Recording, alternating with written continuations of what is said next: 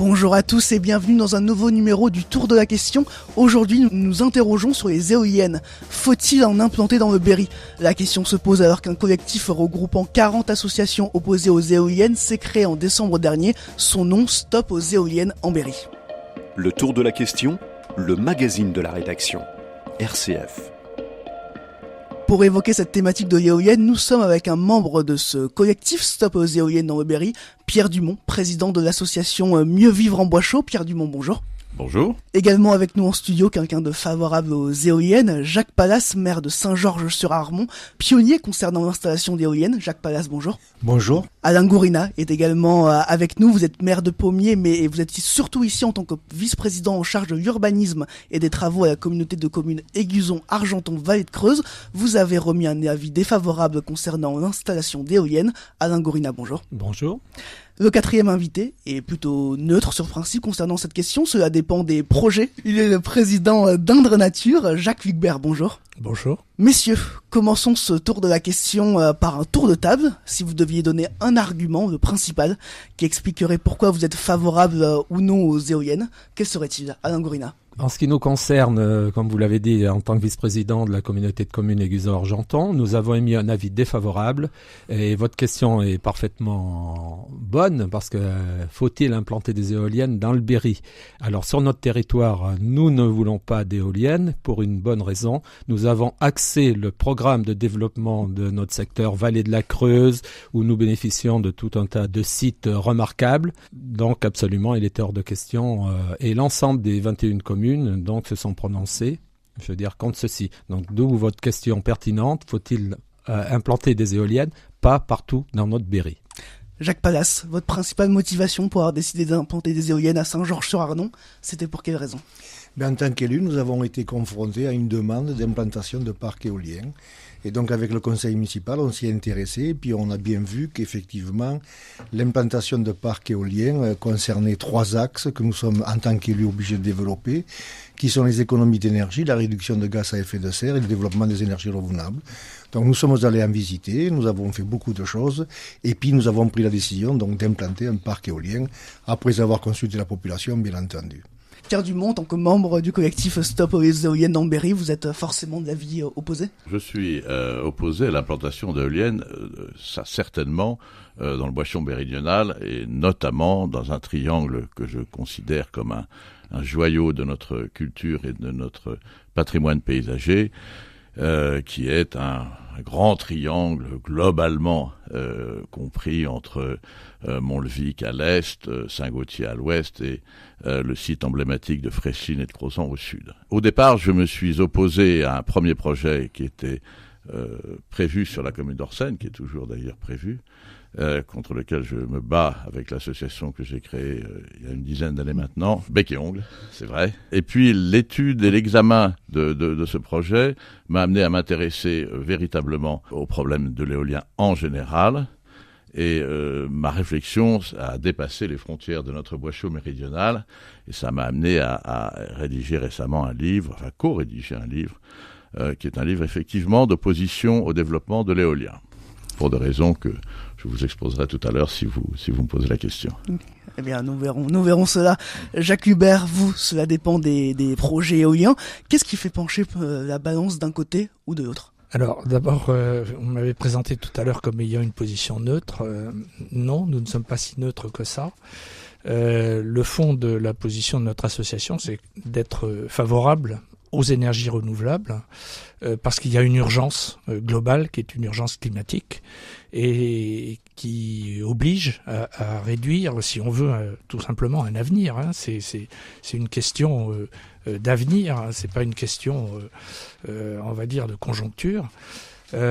Qui oblige à réduire la production de gaz à effet de serre.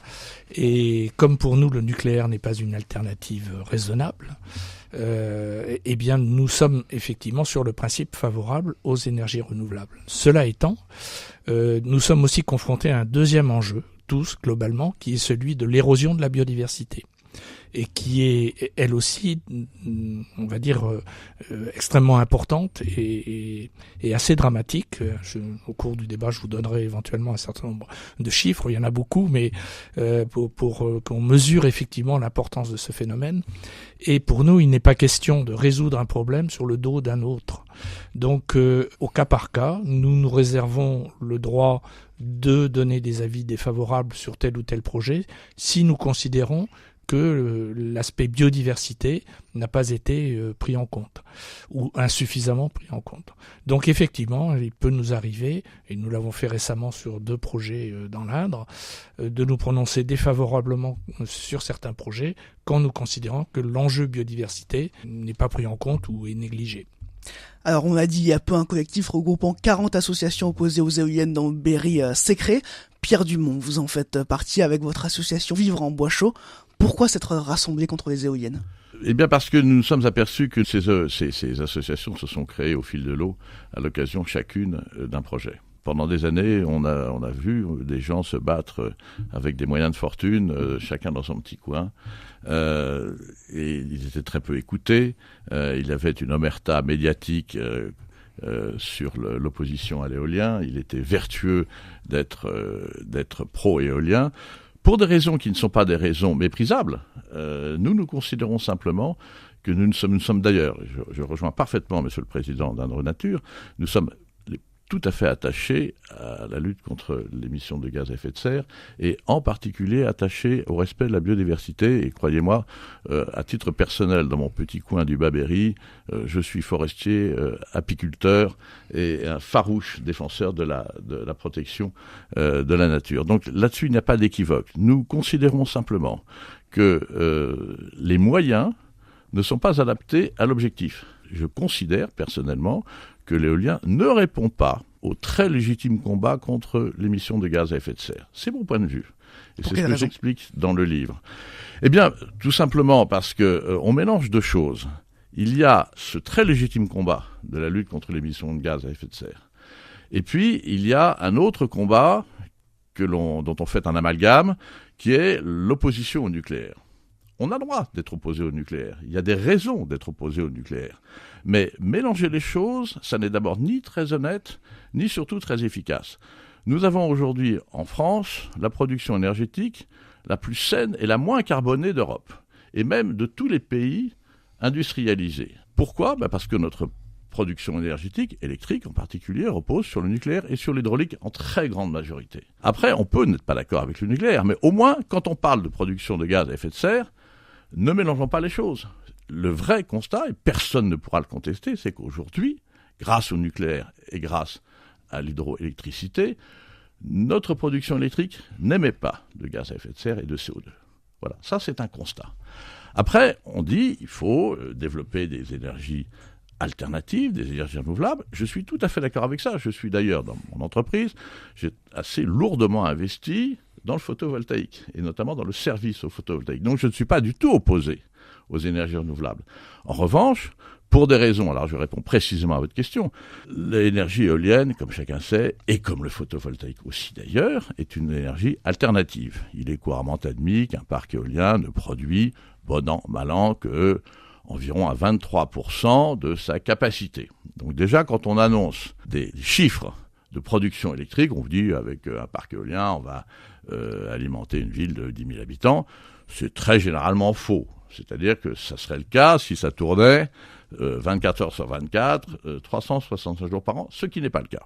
Le deuxième point, c'est que, imaginons que l'on développe de façon importante la production d'énergie éolienne, il faudrait compenser ce côté alternatif de l'éolien par d'autres formes d'énergie. Alors aujourd'hui, on le fait par le nucléaire, ce qui est un peu paradoxal d'ailleurs, c'est que c'est le nucléaire et l'hydraulique qui suppléent à l'alternance de la production énergétique d'origine éolienne. Mais si on veut supprimer le nucléaire, ce qu'ont fait les Allemands, ou ce que sont en train de faire les Allemands, eh bien il n'y a pas d'autre solution pour pallier l'alternativité de l'éolien que de mettre en route des centrales thermiques qui vont produire du courant à la demande lorsqu'il n'y aura pas de vent. Ou d'ailleurs, lorsqu'on parle de photovoltaïque, lorsqu'il n'y aura pas de soleil. Et on le voit très très bien avec l'Allemagne, qui a depuis très peu de temps est parvenu à avoir un mix énergétique dont les énergies renouvelables correspondent à peu près à 50% de sa production. Donc c'est vrai, ils ont réussi cette performance technique et industrielle, sauf que ils sont aussi les plus gros émetteurs de gaz à effet de serre d'Europe, puisqu'ils développent des centrales à charbon et à gaz qui, précisément, comme je viens de le dire, sont obligées de fonctionner lorsque le courant d'origine éolienne ne fonctionne pas. Et la production énergétique allemande, alors il y a une grande bagarre sur les chiffres, mais les derniers chiffres qui ont été publiés, qui semble-t-il n'ont pas été contestés, c'est que le mix énergétique allemand produit 10 fois plus de CO2 que le mix énergétique français. Donc je ne crois pas que le modèle allemand, qui a fondé son développement notamment sur l'énergie éolienne, soit un bon modèle.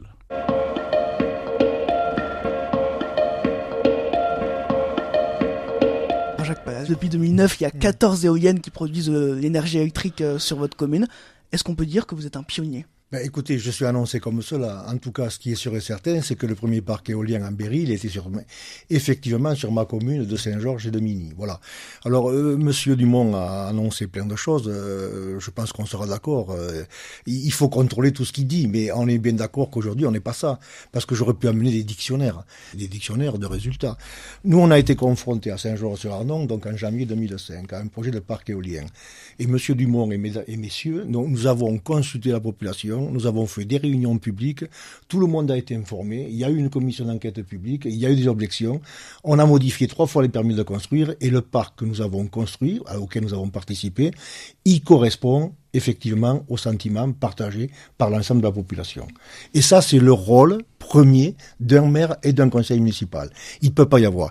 La deuxième des choses, contrairement à ce qui se dit, excusez-moi, mais je pense qu'on est tous bien informés, vous avez écrit tout ça, etc., le maire aussi, Indre-Nature aussi, il y a une déclinaison du schéma régional Air Énergie. Sur le département de l'Indre, et vous le savez, il y a 5 ou 6 zones potentielles du développement de parcs éoliens. Ce qui veut dire qu'il faut arrêter de faire peur.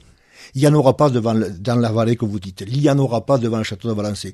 Il n'y en aura pas chez Georges Sand, etc. Les zones sont exclues. Il y a des prescriptions. On s'est mis d'accord là-dessus.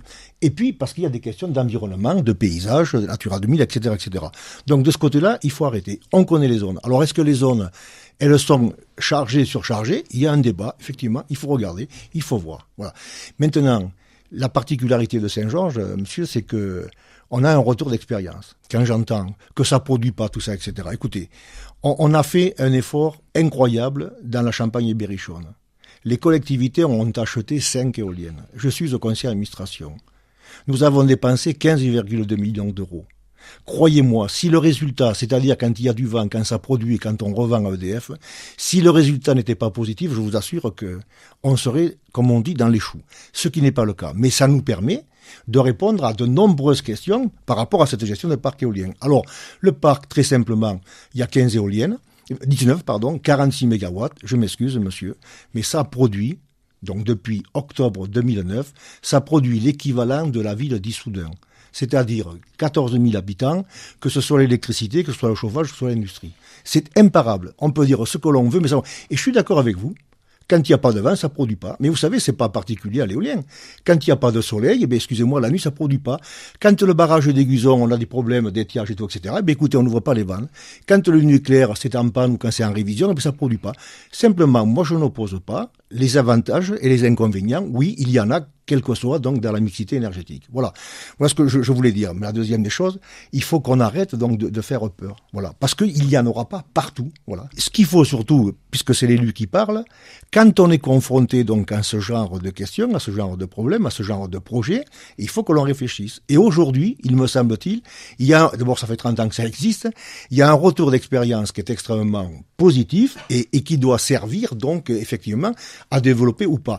Quant à la biodiversité, je vous rassure, je suis président de Natura 2000 de chez moi, 340 et quelques hectares, etc., etc. À cheval, croyez-moi, on a bien fait, donc on a bien regardé. Et je suis aussi précautionneux que mon ami d'Indre Nature. Effectivement, il y a un problème de faune et de flore, de biodiversité, il faut le faire. Mais je voudrais qu'on me dise dans le département de l'Indre, tous les projets qui sont construits en production, est-ce que oui ou non, il y a eu des problèmes faune, flore et biodiversité ? J'aimerais en prendre connaissance, tout simplement. Parce qu'effectivement, il faut l'éviter et ce n'est pas acceptable. On en parlera plus tard de l'impact Oui, sur si la vous biodiversité, mais on entend souvent parfois des arguments sur l'esthétique et sur le fait que ça pourrait dégrader les paysages. Chez vous, il n'y a pas cette problématique-là des éoliennes?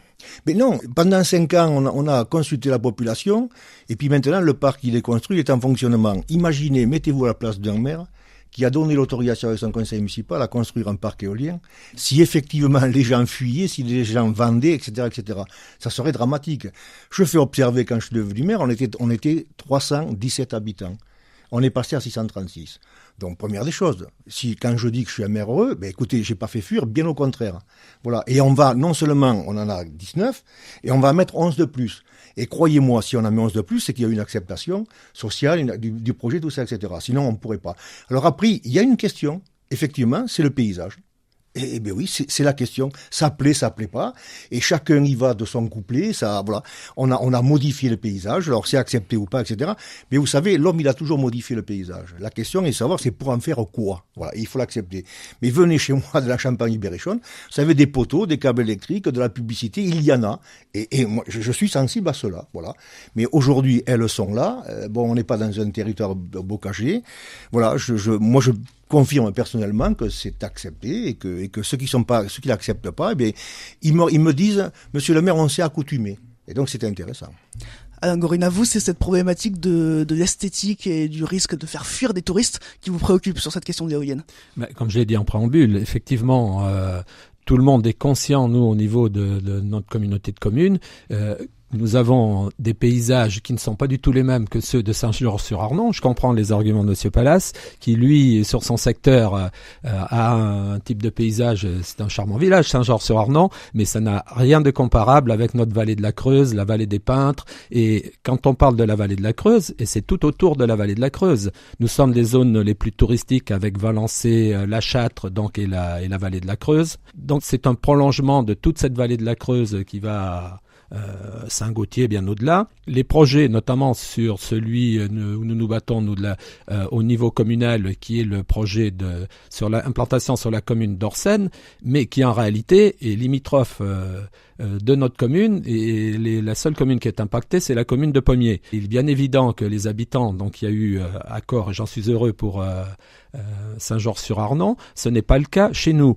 La population n'est absolument pas favorable. Et surtout, je veux dire, ce qu'on regrette, c'est qu'on parlait d'enquête publique. Nous avons eu droit à une enquête publique complètement bafouée, où aucun des arguments de la population n'a été pris en compte.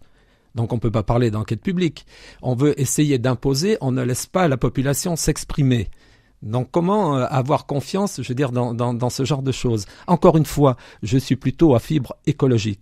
C'est-à-dire tout ce qui est l'environnement, donc on ne peut pas me reprocher ça. Mais il y a des lieux, c'est totalement, je veux dire, inadmissible qu'on ne tienne pas compte de l'avis de la population. Et si on ne tient pas compte de l'avis de la population, ce n'est pas une association ou n'importe quelle autre décision qui feront que, je veux dire, il y aura la concorde. C'est ce qu'on disait beaucoup de nos amis habitants Pommiers et tout autour, puisque ça concerne d'autres projets qui sont tout proches et qui impactent la vallée de la Creuse également, puisque c'est pas parce qu'ils ne sont pas dans le périmètre précis de la vallée de la Creuse qu'ils n'impactent pas. Une éolienne, je dis sur Orsène, c'est pas Orsène qui va être impacté, c'est tout le secteur. À ce niveau-là, je veux dire, ce n'est pas admissible, je veux dire, qu'on ne tienne pas compte de l'avis de la population. Pour ce qu'on s'est eu au téléphone pour discuter des missions, vous nous parlez d'un sondage qui avait été réalisé par rapport aux hébergeurs, effectivement. Donc c'est là où il ressort que effectivement les hébergeurs, c'est très simple. Nous on n'a qu'à contacter les gîtes qui sont sur notre commune. Les gens disent mais vous nous implantez ça, on ne revient pas. Ce qui ne peut, encore une fois, je dis bien, ne pas être la même chose du côté de Saint-Georges-sur-Arnon. Les gens ne viennent pas pour la même chose. Nous sommes un secteur où les gens viennent, je veux dire, pour les paysages, pourtant ils ne viennent pas pour voir des éoliennes. Voilà, donc je pense que à ce niveau-là, je veux dire, les choses sont claires, je veux dire, pour notre territoire. Châteauroux Métropole a de son côté émis un avis favorable à l'implantation d'éoliennes pour la commune de Luant. Est-ce que vous regrettez cet avis favorable? Ça concerne, je veux dire, un secteur qui n'est pas, je veux dire, considéré, je dis, dans notre secteur. Encore une fois, je ne vois aucune opposition sur le secteur je veux dire, puisqu'il y a M. Pallas qui est là, sur son secteur, dans la mesure où la population a été consultée et est favorable. Donc là, on est dans des domaines totalement différents. C'est pour ça que votre question de départ, par rapport aux éoliennes, faut-il installer peut-être qu'il faut en installer. Je veux dire, à mon sens, c'est un mixte, mais pas que l'éolien, avec tout un tas d'autres productions énergétiques. Mais on ne pourra pas se passer du nucléaire. Ceux qui disent le contraire, c'est totalement faux. Et d'autre part, je veux dire, on ne peut pas en installer n'importe où. Pour l'instant, je veux dire, tous les avis favorables qu'on voit autour, ça n'a rien à voir avec la production décarbonée. C'est une histoire de revenus pour la commune. Donc, on est complètement en dehors. C'est comme, je veux dire, faut dissocier l'énergie éolienne ou des énergies renouvelables avec le nucléaire. Et là, on est à peu près dans le même cas, puisque ça n'a rien à voir avec la volonté au niveau des éoliennes, d'accueillir des éoliennes. C'est tout simplement parce que les communes se retrouvent, vu les dotations qui diminuent régulièrement, dans le besoin. Ce n'est pas une raison, je dirais, dans 90% des cas, par rapport à un souci d'installation des éoliennes pour produire de l'énergie décarbonée. Avant de vous écouter, Jacques Hugbert, on va faire une petite respiration musicale. Alors pour cela, quoi de mieux qu'écouter Respire de Mickey 3D. On reprend notre émission dans un instant.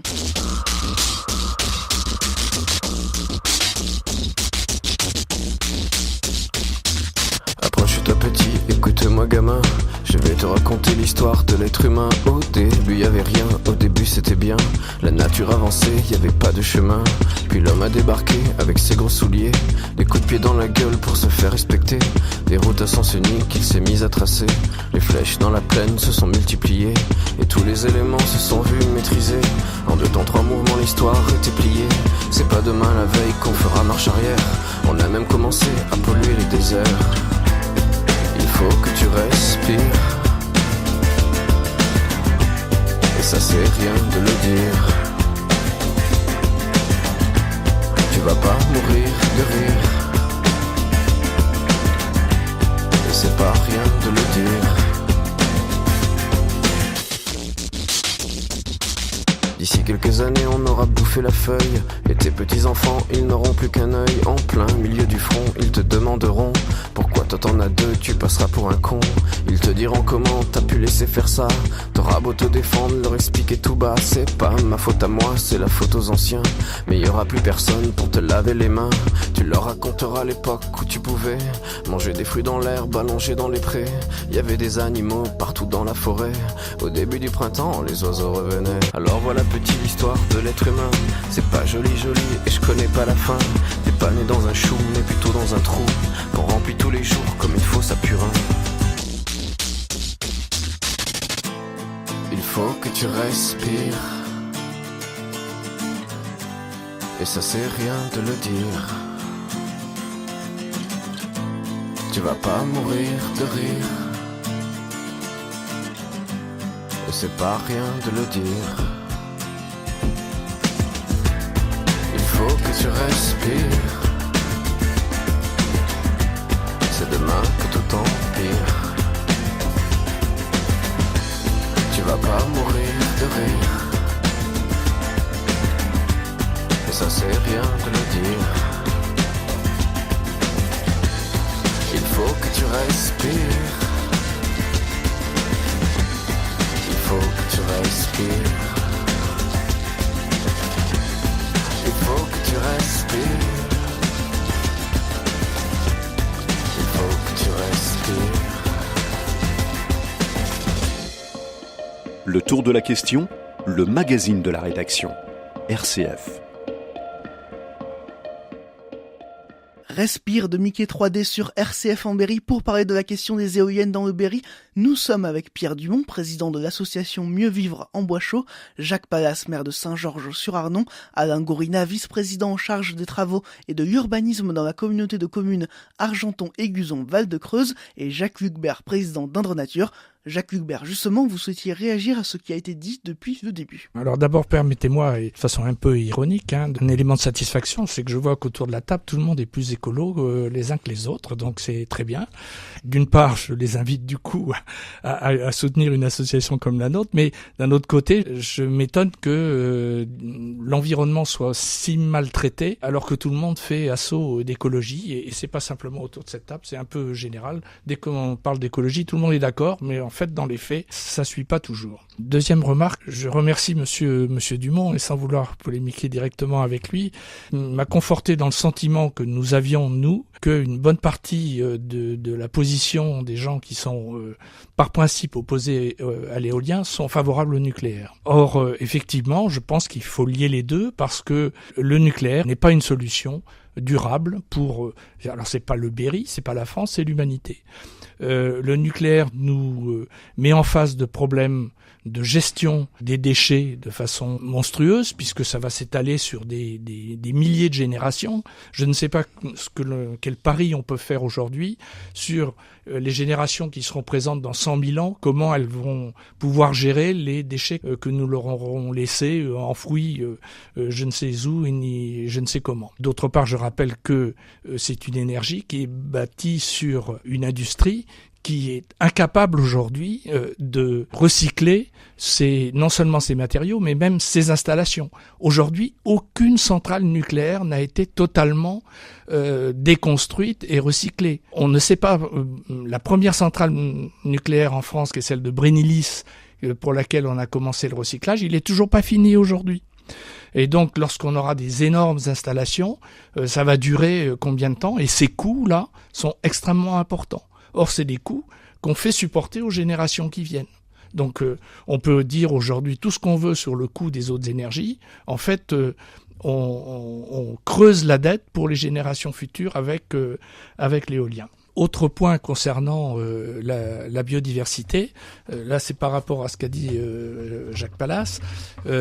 Effectivement, pour savoir quelles sont les atteintes à la biodiversité, il faut qu'il y ait des suivis. Et effectivement, un certain nombre d'installations et de projets mettent en place des suivis pluriannuels sur la mortalité, notamment. Alors, sachant que globalement, les espèces qui sont les plus impactées, c'est les oiseaux et les chiroptères. Les chiroptères, c'est les chauves-souris. Et que ça peut être localement, effectivement, relativement important. Donc, c'est sur Saint-Georges-Chardon, par exemple, il y a le retour nécessaire alors pour estimer l'impact environnemental. Là, très honnêtement, je ne connais pas je peux pas m'exprimer parce que je ne connais pas les résultats sur Saint-Georges-sur-Arnon, mais c'est des résultats qui doivent être connus ou qui peuvent être faits par Indre-Nature. Donc, ils sont très rassurants. Je dis pas qu'il n'y a pas rien, mais c'est très rassurant, contrairement à ce qu'on avait cru. Voilà. Dernier point sur lequel je voudrais répondre, c'est la question du paysage. Alors, je voudrais dire, alors d'abord, il y a plein de gens qui s'occupent du paysage, donc nous, c'est pas notre préoccupation majeure, mais d'abord, je voudrais dire que le nucléaire et d'ailleurs toutes les autres sources d'énergie ont un impact énorme sur le paysage. Même une énergie comme hydraulique, comme celle des gusons, voyez autour des gusons le nombre de pylônes qu'il y a. Et de pylônes de haute tension, mais c'est phénoménal. C'est-à-dire l'impact sur le paysage, il existe déjà de façon très importante, y compris dans la zone dont on va parler. Et puis le paysage, il n'y a pas des paysages qui sont particulièrement des types de paysages qu'il faudrait protéger, d'autres pas. Je signale que les paysages de plaine et d'open field sont aussi des paysages remarquables et que on peut considérer que, et d'ailleurs je sais que dans certains départements, notamment sur le Loir-et-Cher, ce qu'on appelle la Petite Beauce, a été protégée parce qu'on considère que c'est un paysage qui ressemble tout à fait à celui de Saint-Georges, qui est un paysage qui mérite la protection. On peut prendre des mesures, on peut faire des choix collectifs de protéger tel ou tel paysage, mais je dirais qu'il ne faut pas confondre protection du paysage et protection de sa propriété. Parce que malheureusement, derrière la question du paysage, se cachent beaucoup d'intérêts et de protection et qui sont des arguments que beaucoup mettent en avant. On le lit dans les enquêtes publiques, que avec le paysage, ma propriété va perdre de la valeur. Donc on est là dans on va dire dans un conflit assez, ma foi, classique entre l'intérêt particulier et l'intérêt général. Donc il y a des moments où il faut choisir l'intérêt général. Alors maintenant, je vais répondre à votre question. Pierre Dumont souhaitait réagir. Oui, je voudrais réagir à deux, trois choses qu'ont dites M. Pallas et Monsieur le Président d'Indre-Nature. D'abord, Monsieur le Président d'Indre-Nature nous invite à rejoindre de belles associations écologistes. Je signale simplement que j'ai été adhérent d'Indre-Nature pendant de longues années et que j'ai cessé d'adhérer à Indre-Nature lorsque je vous ai sollicité pour m'aider à défendre la biodiversité du bois chaud sud et que vous avez refusé de le faire. Donc, c'était pas pour défendre la biodiversité, c'était pour vous opposer au projet éolien. Oui, c'est votre interprétation. Mais si je suis opposé au projet éolien, c'est qu'il y a une raison. C'est la première chose. La deuxième chose, je réponds à M. Pallas, que je n'ai pas du tout attaqué sur la concertation qu'il a conduite avant à Saint-Georges-sur-Arnon. D'abord, j'en ai pas parlé. J'ai simplement expliqué. Je n'ai aucun doute que ça a été fait dans un grand esprit de concertation. Donc, Merci. Monsieur le maire, sur ce plan-là, je ne vous en ai même pas parlé, donc ne me répondez pas, je n'ai rien dit. En revanche, je vous avais dit que le schéma régional éolien protégeait certaines zones. Là, je vous dis, c'est pas vrai. En ce qui concerne, en tout cas, le bois chaud méridional, le schéma régional éolien que j'ai bien étudié est suffisamment flou et suffisamment vague pour permettre absolument n'importe quoi. Et je peux vous dire que même si les préfets qui se sont succédés depuis une dizaine d'années ont tous été très conscients de l'enjeu et ont tous refusé les projets dans ce secteur, et avec beaucoup de courage, parce qu'ils se sont opposés à ce titre à leur hiérarchie et aux ordres qui venaient du château. Ils ont assumé leur rôle d'élu. Ils ont assumé leur rôle d'élu, mais malheureusement, ils ne sont pas suivis par les tribunaux, qui eux sont, pour des raisons qui sont les leurs, systématiquement favorables à l'implantation, parce que voilà. Bon, donc ne disons pas qu'il y ait une véritable protection juridique des zones sensibles dans ce domaine. C'est faux. Et aujourd'hui, il y a 10 projets dans ce fameux triangle du pays de Georges Sand et de la vallée des Peintres, et contre lesquels nous nous battons effectivement. Eh bien, ces 10 projets ne sont pas stoppés par les dispositions du schéma régional éolien. Donc il ne faut pas le dire. Il y a une vraie menace sur ces paysages. Là, je reviens vers vous, Monsieur le Président. Vous dites les paysages, c'est une chose, et c'est subjectif, on peut aimer les éoliennes, et puis les paysages ont changé. Regardez le barrage d'Aiguzon. Oui, effectivement, il y a des pylônes autour du barrage d'Aiguzon, ce qui est bien normal. Je vous signale aussi qu'on a un petit peu besoin de pylônes pour transporter les énergies, quelle que soit son origine, y compris éolienne. Donc c'est pas parce qu'il y a des pylônes autour du barrage d'Aiguzon que c'est un blanc-seing pour développer l'énergie, ça n'a rien à voir. Moi je fais partie des gens qui aiment bien avoir de l'électricité chez eux et qui aiment bien, lorsqu'ils appuient sur un bouton, que les lampes s'allument. Et j'en arrive à ce moment-là au nucléaire. C'est un grand argument de dire les anti-éoliens sont des pro-nucléaires. Je ne sais même pas ce que ça veut dire. Moi, je dis simplement que je suis réaliste.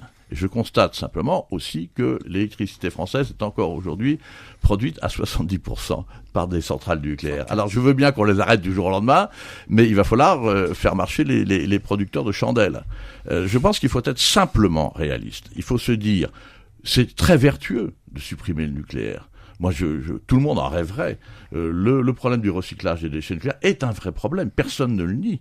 Personne ne le nie. Simplement, faut-il ne pas mettre en place des solutions qui soient pires que le mal. Le démantèlement des éoliennes, vous savez, rien n'est prévu. Le malheureux agriculteur qui va se retrouver avec son éolienne dans son champ, et je sais très très bien que quand Abowind, dont la société filiale a un capital de 100 € et qui n'a rien provisionné sur ses comptes, malgré tout ce qu'on dit, c'est une provision comptable. Ça ne veut pas du tout dire que le jour où cette éolienne sera en fin de vie, quelqu'un aura l'argent pour la démonter. Eh bien, expliquez-moi qui va démonter cette éolienne.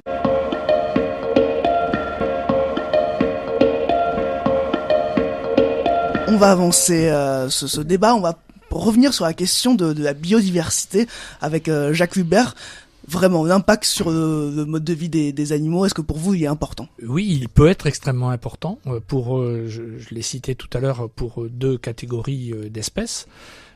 Alors là, en fonctionnement, parce que il faut aussi tenir compte des chantiers d'installation des parcs et effectivement, lors de ces chantiers, il peut y avoir, par exemple, des destructions de milieux parce que c'est des gros engins qui passent, c'est des tronçons de mâts d'éoliennes ou des pales qui font 40 et quelques mètres, donc avec des rayons de braquage qui sont énormes. Alors effectivement, de ce point de vue-là, c'est plus facile de les installer en Champagne-Berrichonne qu'en paysage de bois chaud, où là, on est quasiment obligé de détruire un certain nombre de linéaires de bocage. Et donc là, il peut y avoir d'autres espèces impactées, des espèces végétales ou des amphibiens, notamment dans certaines régions. Et notamment dans le sud, dans le Bois-Chaud Sud, ça peut arriver, puisque certaines espèces de petits amphibiens, comme le sonneur à ventre jaune ou le crapaud calamite, sont des espèces qui peuvent être impactées dans ce cadre-là. Mais sinon, effectivement, en fonctionnement, les espèces les plus touchées sont certaines catégories d'oiseaux, notamment au moment d'immigration, ou des espèces d'oiseaux qui sont des oiseaux planeurs, hein, comme certains rapaces. Et donc c'est une des raisons, pour répondre à votre question précédente de tout à l'heure, pour lesquelles nous avons émis un avis défavorable sur le projet de Pouligny-Saint-Pierre notamment, qui est la non prise en compte de la présence de certains oiseaux, dont notamment le faucon pèlerin, le hibou grand-duc et la cigogne noire. Hein. Et puis il y a les chauves-souris. La catégorie d'animaux qui sont les plus impactés sont les chauves-souris. Non seulement c'est pas les collisions, hein, puisque c'est pas la collision avec les pales, c'est un effet qu'on appelle barymétrique, hein, qui est un problème de modification de pression, hein, qui joue sur elles et qui les tue par choc, ce qu'on appelle un choc barymétrique. Donc finalement, pour implanter une éolienne, il faut penser au mode de vie des animaux et pas impacter là où ils vivent. C'est-à-dire que il y a des études préalables, il y a des études d'impact qui sont faites et qui doivent enregistrer pendant toute une année la présence ou la non-présence de tel ou tel type d'espèce. Et lorsque ces études sont bien faites, on a les éléments pour soit évaluer le risque si le risque est important, soit trouver des solutions d'aménagement ou de fonctionnement, puisque une des solutions importantes par rapport aux chauves-souris, c'est ce qu'on appelle le bridage, qui consiste à ne pas faire tourner des éoliennes à certaines périodes de l'année ou certaines périodes de la journée pour éviter les collisions avec les chauves-souris.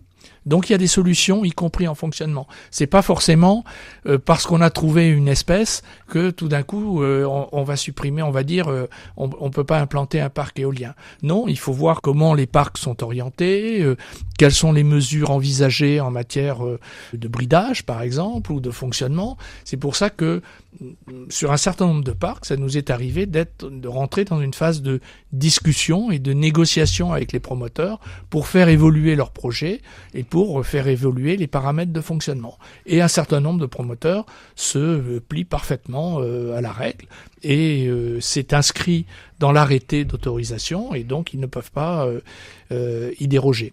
Jacques Pallas, à Saint-Georges-sur-Arnon, est-ce que vous avez pris en compte ces critères ? Oui, bien sûr, mais je pense que Monsieur le Président vient de bien le dire, quoi. C'est-à-dire que l'on constate une situation qui est néfaste pour la faune et la flore. Et il y a des mesures compensatoires pour régler ce problème-là. Et Monsieur le Président l'a parfaitement dit.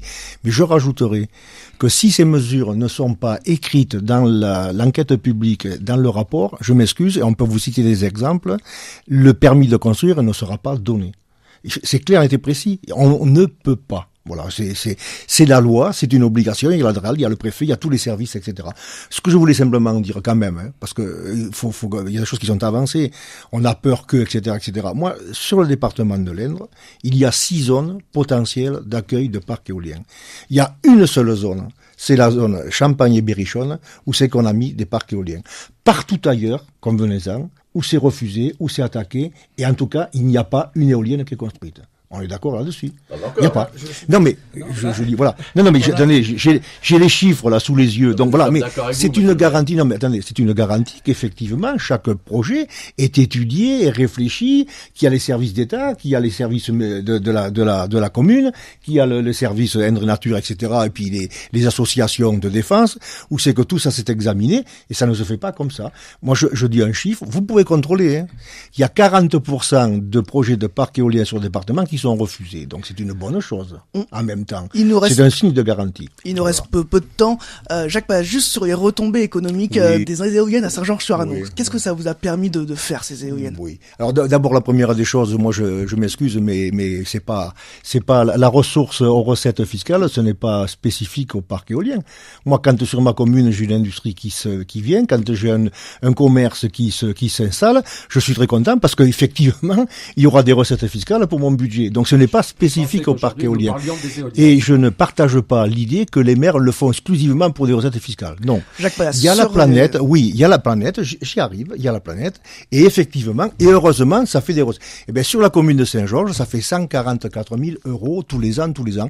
Et avec ça, qu'est-ce que nous avons fait? Eh bien, nous avons appliqué la sauvegarde de la planète. Nous avons fait des économies d'énergie, nous avons réduit les gaz à effet de serre, nous avons développé les énergies renouvelables, parce qu'il n'y a pas que l'éolien, nous avons du photovoltaïque dans nos bâtiments, etc. Et nous avons aussi rajouté donc l'alimentation, c'est-à-dire l'agriculture. Nous avons développé une ZAD, une zone alimentaire durable, au milieu d'un parc de biodiversité qui est Natura 2000. Voilà ce que nous avons fait et nous continuons donc à le faire. Mais ça a été incontestablement donc un apport financier extrêmement important. Et je dirais heureusement, parce que c'est une activité économique comme tout le reste. Mais au départ, excusez-moi, j'insiste beaucoup là-dessus, parce que quand on a eu le coup de téléphone en janvier 2005, excusez-moi, mais les recettes fiscales, nous les avons eues qu'en janvier 2011. Alors vous voyez que on a souffert entre-temps. Mais aujourd'hui, eh bien, c'est bienvenu, on les prend. Même si c'est rogné, mais c'est une autre question. Pierre Dumont, rapidement. Solange Albin, en interview pour France Bleu Berry, a évoqué un syndrome des éoliennes. Ce syndrome des éoliennes, en quoi est-ce qu'il consiste exactement? Bien évidemment, les promoteurs éoliens nient tout impact sanitaire des éoliens sur les riverains. J'ai vu d'ailleurs récemment une pleine page dans les grands quotidiens nationaux, qui était un exemple extraordinaire du prix, des promoteurs éoliens qui mettaient un titre, les éoliennes, plus on les connaît, plus on les aime. Et ils justifient ça en disant 80% des personnes habitant à moins de 5 km d'une éolienne n'éprouvent pas de nuisance physique. Simplement, ce qu'oublient les promoteurs, c'est que la distance minimale n'est pas de 5 km, ce que nous aimerions tous, elle est de 500 mètres. Donc il y a là vraiment pardonnez-moi l'expression, mais une duperie absolument scandaleuse. Il y a eu récemment un colloque à Paris qui avait pour titre l'impact des infrasons éoliens sur la faune et les hommes. Il y a une vingtaine de professeurs de médecine qui se sont réunis. Les travaux ont été publiés très récemment, il y a la semaine dernière je crois. Ils sont tous unanimes pour dire qu'il y a des effets extrêmement pervers liés aux infrasons. Je ne suis pas personnellement un médecin. Je peux vous dire qu'il y a incontestablement des conséquences graves sur la santé humaine. Alors, ça n'est pas systématique. Tout le monde n'est pas victime. C'est pas toujours très facile à analyser, mais enfin, les choses sortent. Pendant 10 ans, on nous a expliqué que ça n'avait aucune conséquence. Aujourd'hui, il y a de plus en plus de gens qui se manifestent, il y a des gens qui font des recours, il y a des gens qui déposent des plaintes, et je tiens à la disposition de quiconque le souhaite, le rapport de ce colloque, qui n'a pas réuni des guignols, qui a réuni des gens notoirement connus et respectés dans le monde de la médecine, et qui ont tous constaté ces nuisances. Alors, je pense qu'il y a un moment où il faut dire simplement la vérité aux gens. Moi, je ne vais pas faire de polémique, je dis simplement, on a caché des choses. On a menti aux Français, on leur a expliqué que c'était la panacée, que grâce à ça, on allait lutter contre le réchauffement climatique, que ça n'avait de conséquences pour personne, que le démantèlement était provisionné, qu'il n'y avait aucun souci à se faire. On sait simplement que chaque éolienne, ce sont des milliers de tonnes de béton et de ferraille qui sont enfouies dans le sol, qui resteront, comme les déchets nucléaires, jusqu'à la fin des temps, parce qu'ils ne seront jamais démantelés. On sait qu'il y a dans certains pays étrangers des parcs éoliens en déshérence qui rouillent sur pied parce que personne ne finance leur démantèlement. Je pense que c'est pas, je m'excuse, mais comme c'est limité, ce n'est pas possible. Moi, je m'excuse. J'ai un retour d'expérience et j'ai des propos contradictoires avec ce que vient de dire M. Dumont. On ne peut pas continuer à laisser dire ce que dit M. Dumont. Des milliers. Mais attendez, une éolienne, c'est 1500 mètres carrés au sol. Il y a un bail avec l'agriculteur. C'est 440 tonnes de béton. C'est 88 tonnes de ferraille, etc. Point. Et attendez, M. Dumont, mais vous le savez, puisqu'on en a acheté. Au bout de 20 ans, si on renouvelle pas le parc éolien, eh bien, on prend des marteaux-piqueurs. on casse sur 30 ou 40 cm. Et c'est la réglementation. Et bien sûr que c'est la réglementation. Je fais une différence. Je peux être contre cette réglementation. Mais je ne vous empêche pas. Je vais vous dire, je fais une différence entre les déchets du nucléaire et puis le déchet du béton qui est inerte et qui, excusez-moi. Et ça, monsieur Dumont, et vous le savez, ça aussi. On est d'accord, voilà. On ne dit pas qu'il n'y a pas de nuisance. Moi, je voudrais, parce que c'est mentir. Monsieur a développé. Écoutez, on nous demande de s'expliquer sur l'éolienne, la mixité énergétique et le développement des énergies, ce que j'ai fait. Monsieur déborde beaucoup sur le nucléaire. Je m'excuse, monsieur Dumont. Ce n'est pas moi qui ai parlé du nucléaire en premier, c'est monsieur le président. Mais peu importe. J'ai 68 ans, ok, d'accord. Oui. On m'a bourré le mou avec le nucléaire, qu'il n'était pas dangereux, qu'on savait reclasser, etc., etc. Attendez. On me dit, on est en autonomie énergétique. Excusez-moi, j'ai 68 ans, je regarde la télévision, les conflits armés qu'il y a sur la planète, je sais ce que ça veut dire. Et le nucléaire, le développement du nucléaire, c'est pas un facteur de paix pour notre planète et pour nos enfants. Par contre, les énergies renouvelables, monsieur Dumont, le vent, le soleil, nos déchets, etc., etc., c'est un facteur de paix pour nos gamins, pour le 21e siècle. Parce que c'est local, on peut le produire, c'est propre, c'est durable, c'est renouvelable. Voilà ce que je voulais monsieur dire. Le maire. Et il y a une autre question qui est extrêmement importante, c'est le stockage. Et il y a un projet en Champagne-Berrichonne, j'espère que vous le soutiendrez. Merci à vous tous, merci Jacques Hubert, président d'Indre Nature, merci Alain Gourina, maire de Pommiers, en charge de l'urbanisme et des travaux à la communauté de communes Aiguzon-Argenton-Val-de-Creuse, merci Pierre Dumont, président de l'association Vivre en Bois Chaud, membre du collectif Stop et aux éoliennes d'Ambéry, merci Jacques Pallas, maire de Saint-Georges-sur-Anon, merci pour avoir participé à ce débat sur les éoliennes d'Ambéry, on se retrouve bientôt pour un nouveau tour de la question.